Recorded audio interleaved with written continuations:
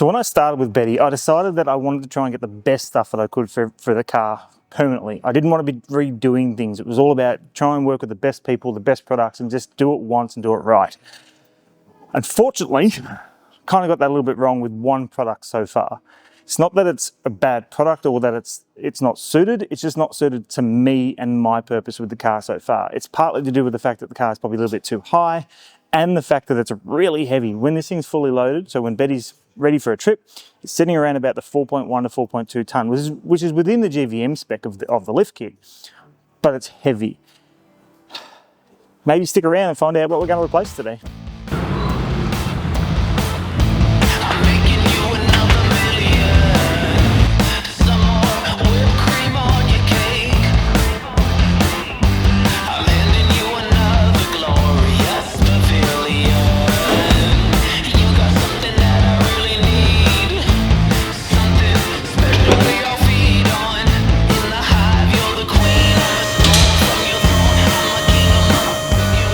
So in this instance, we're actually talking about the Triple A airbags. There's nothing wrong with the bag themselves, it's just that they've moved away from my necessities for the car. As I was saying just before, it's the weight issue, I think, is the biggest factor. Being a bellow bag, what they've started doing as they've aged a bit is they're starting to swell out at the back a bit, which in turn is twisting the lower control arm out, which is hurting the bushes. Nothing wrong with the actual bag if it's within the spec of what they recommend, so car should be a little bit lower, probably not quite so fat, but end of the day, it's just not quite suited to what I need anymore. So unfortunately, they have to come out, but I've got a brand new product that we're going to try out as well. Being a YouTuber, obviously part of my job is to try and test out new products that come to the market. This particular supplier doesn't want me to mention who they are just yet because it's still in the testing phase, and that's what we're basically doing, we're testing it out. If you know who it is, then obviously you know who it is. Like, it's not a state secret, but they've just asked me not to mention them in the video just yet. So we're going to chuck in their bags, which we're about to go have a look at in a minute. So just jumping back in time just a little bit, I don't have a drama with the way the car's driven or rode on the current bellow bags. I reckon they've been great, they're super soft and luxurious, and honestly, I reckon the ride is better than factory, which probably is really hard, to be honest with you. I absolutely have loved driving on these things, but there's just been a couple of little issues that we can't sort out with the alignments and stuff because of what's happening with the bags now. So this is definitely not me saying that the bags are bad, and I've been 100% happy with them, but things have just changed over time. So back to other Steve. We're straight into dismantling. You can see the old bags there coming out. Awesome bit of kit when they're in, but as I've said, just not quite suited to what I want. Billy is an absolute gun here at Old Four Drive. He does most of the stuff here, and there is very little this guy doesn't know.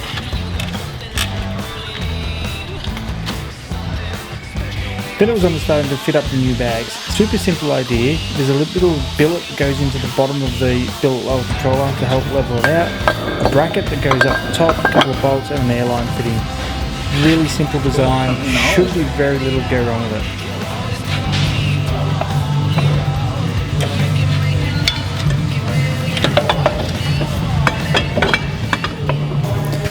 Alright, so this should help explain a little bit better what I'm trying to do. So this is the old bags from Triple A. This is the double bellow bag, they call it. Essentially easily named up because you've got two big bellows in the bag. You can sort of see, even naturally, the way it wants to sit now, so it kind of wants to just splay to one side. So it's either the dynamics in the car from too much weight has sort of forced the bag to do something it doesn't want to do, and it's essentially making the arms twist more than what they should as well. So that's going to be what's coming out. The new one from unnamed said supplier is what they call a rolling sleeve bag. So a lot of heavy duty trucks and stuff will use these ones. Trucks use these as well, but this is another version of a truck bag. Essentially it's a bag that basically curls up on itself and extends. So it acts a bit more like a coil with a bit more rigidity than what a bellow bag would, because these essentially allow for that flexibility. Where you can see there automatically, I can't twist that. That's pretty solid the way it is. So it gives it a bit more rigidity like a coil would, which is going to help with a heavier car keep that arm in place. So that's sort of where we're at with it. Just for the record as well here, I approached AAA about the dramas I'm having with it, and they've been very helpful in everything I've tried to fix with it. Their fix for this was to change to their lower control arms, which is a viable fix for a lot of people. For me, and they offered that to me for free, so for full disclosure, that meant that I had to get the car re-engineered based on their lower control arms, and it was going to be slightly lower than the 4.2 tonne GVM I currently have. My car's heavy, and I couldn't come down below 4.2. That's sort of my minimum line for GVM. So unfortunately, their remedy for the issue I'm having wasn't a viable option for me. Nothing wrong with the bag. It's not that it couldn't be fixed. It's just that situation didn't suit what I needed. So in true YouTuber form, basically going for something new, and we're going to see how it all works. So we're getting there. So bags are actually in the car now, at least. So we've just disconnected the self-leveling arm, so essentially we push that down once the leather out, push it up, it thinks the car's low, so it's pumping air in. I've got a Schroeder valve at the back which helps me pump it manually, but you can see now it's got some air in there. It mounts up probably at the top. There's no actual fixings up the top of the car though for the top of the spring bag.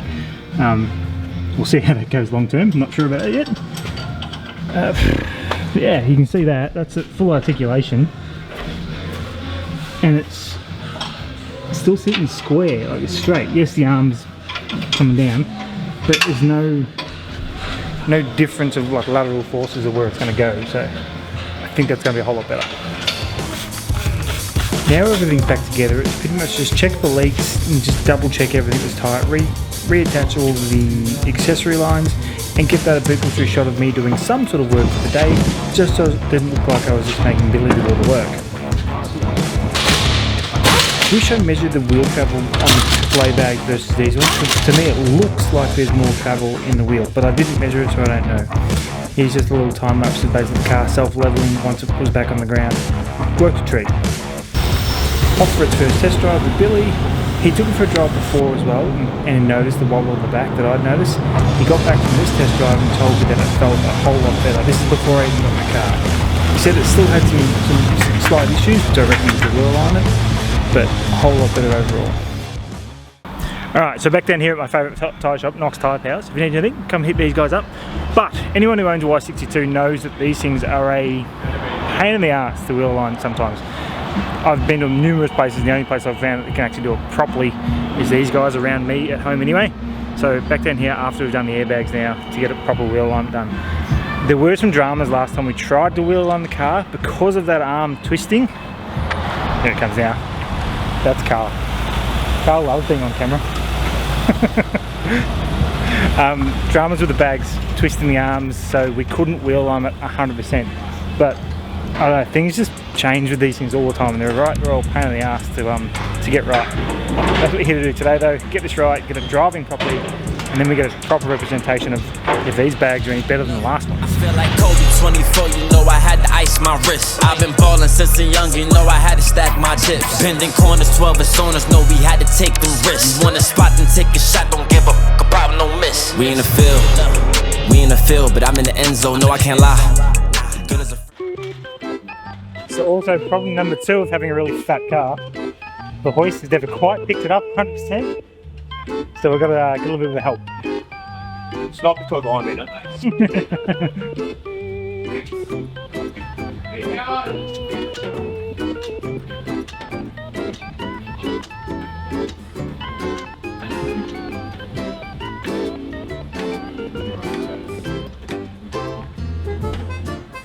There she goes. I know!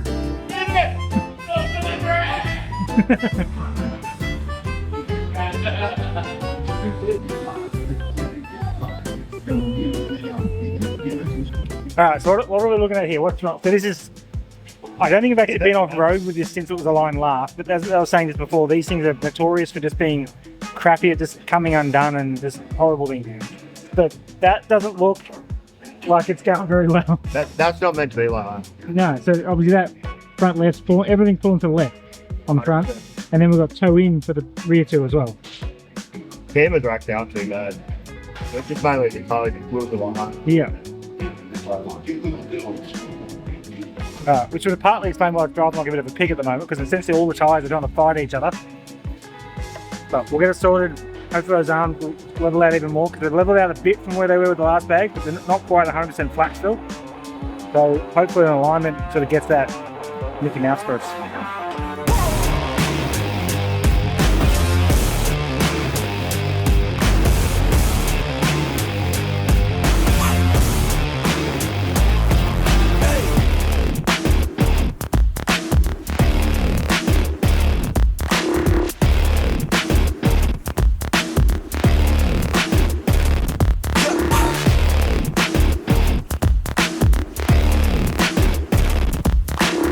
You sort of see there how, as you're playing with the front there, play with one, it affects the other.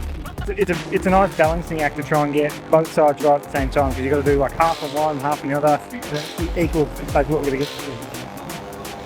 He loves it. Every time I turn up, he's just so happy.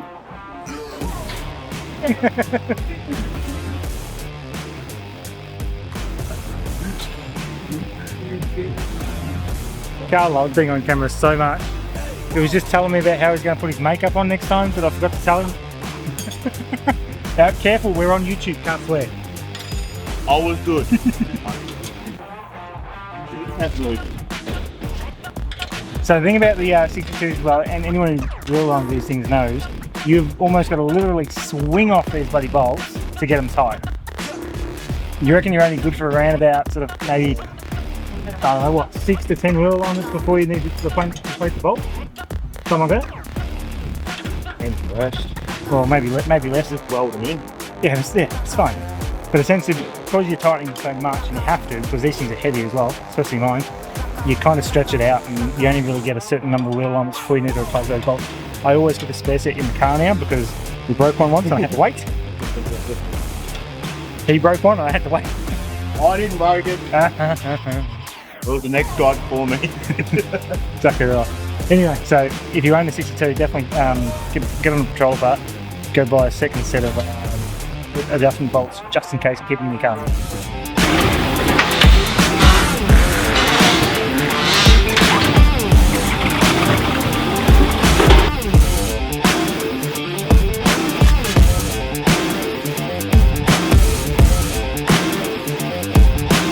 Back in the car now, and first impressions, I haven't been driving the car very long. I've done maybe 2k since I've left Knox Tyre Power. So if you're in the area and you need wheel alignments or any other mechanical work done as well, definitely Knox Tyre Power is great to help you out for everything that you need. It's not just wheel alignments or tyres, they do everything on cars. So super knowledgeable guys when it comes to mechanical stuff in general.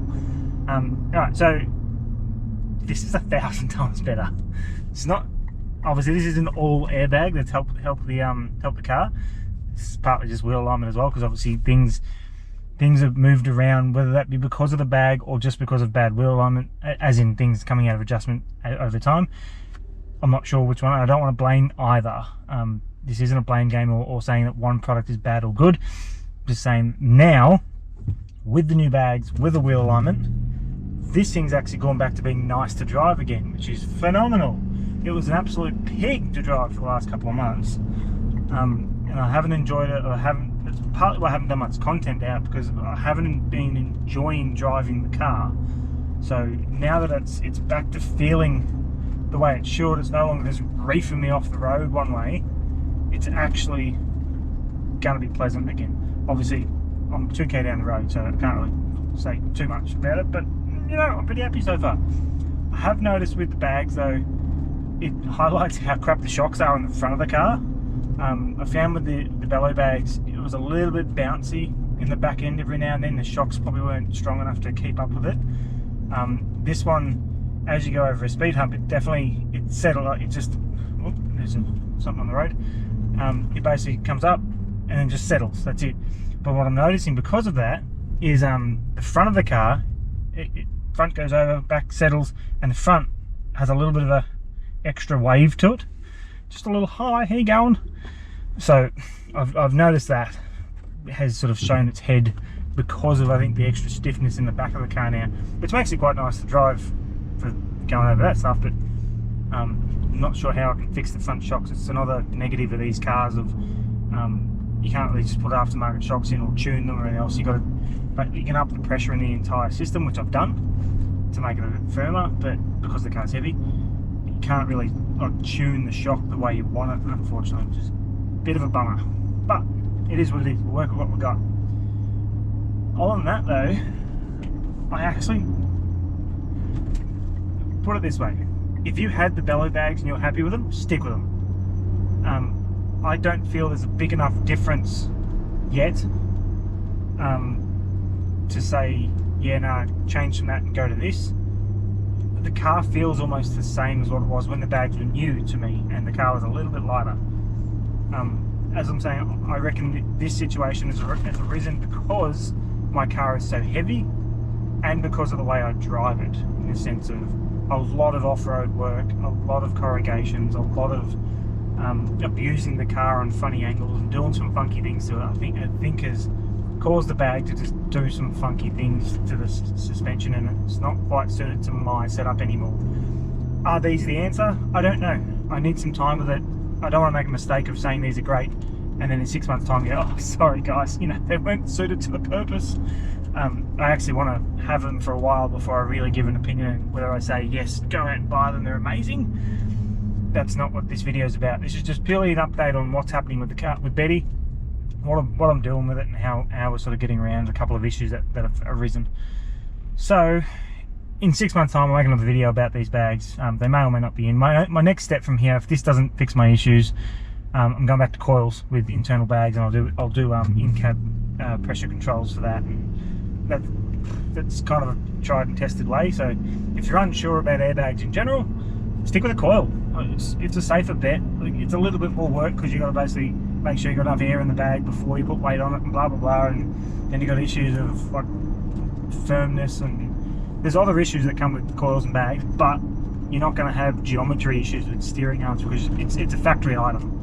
So that's sort of the crux of there.